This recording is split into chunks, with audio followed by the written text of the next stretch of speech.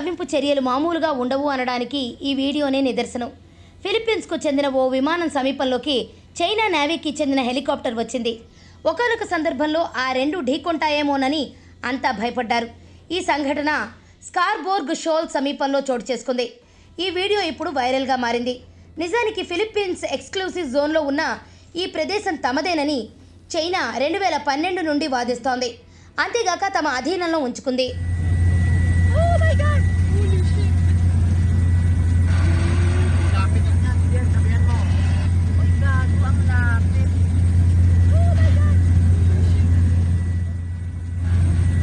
తాజాగా Philippines bureau of ఫిషరీస్కు చెందిన Cessna కారవాన్కు చెందిన సింగిల్ ఇంజన్ విమానం అసోసియేటెడ్ ప్రెస్ రిపోర్టర్ను తీసుకుని మంగళవారం ఈ మార్గంలో ప్రయాణిస్తోంది. ఇదే సమయంలో ఒక్కసారిగా వీరిని చైనా నేవీకి చెందిన హెలికాప్టర్ వెంబడించడం మొదలుపెట్టింది. దాదాపు 30 నిమిషాల పాటు వీరిని వెంబడించింది. ఈ క్రమంలో ఫిలిప్పీన్స్ విమానం పైలట్ చైనా హెలికాప్టర్ పైలట్ను హెచ్చరించాడు. ఇది అత్యంత ప్రమాదకరం. మా విమానంలోని ప్రయాణికులు సిబ్బందికి ప్రాణాపాయం అవుతుంది. మీరు దూరం వెళ్లాలని హెచ్చరించారు. అయినా కొద్దిసేపు అలానే కవ్వింపు చర్యలకు పాల్పడ్డారు. ఒక దశలో విమానానికి కేవలం 10 అడుగుల దూరంలోకి హెలికాప్టర్ వచ్చింది.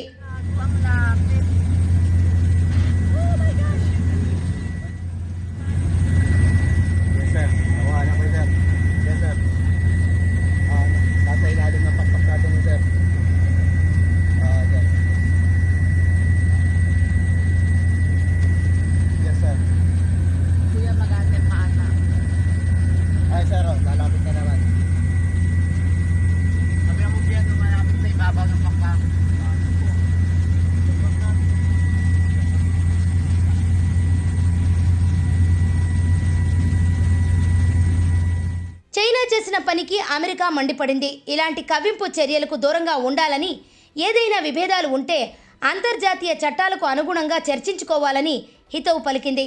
అయితే చైనాకు ఇదేమీ కొత్త కాదు. తమ సముద్ర జలాల సమీపంలోకి వచ్చిన విదేశీ విమానాలను వేధిస్తూనే ఉంటుంది. గత వారం ఆస్ట్రేలియాకు చెందిన P-8 విమానం దక్షిణ చైనా సముద్రంపై నుంచి ప్రయాణించింది. అప్పుడు చైనాకు చెందిన ఫైటర్ జెట్లు దానిని వెంబడించాయి. సుమారు 100 అడుగులు దగ్గరకు వచ్చాయి.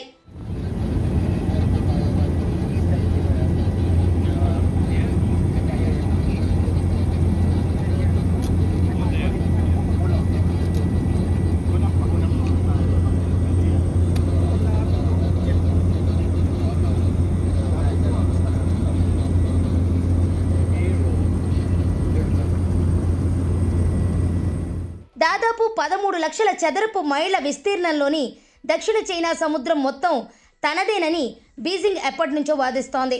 తన ప్రధాన భూభాగం నుంచి కొన్ని వందల కిలోమీటర్ల దూరంలోని దీవులను చైనా వదలడం లేదు. దీంతో ఫిలిప్పీన్స్, మలేషియా, తైవాన్, బ్రూనై, వియత్నాంతో వివాదాలు జరుగుతున్నాయి. దీనికి చెక్ పెట్టడానికే అమెరికా ఆయా దేశాలతో కలిసి పనిచేస్తోంది. దీనికి భారత్ సహకారం చాలా అవసరం.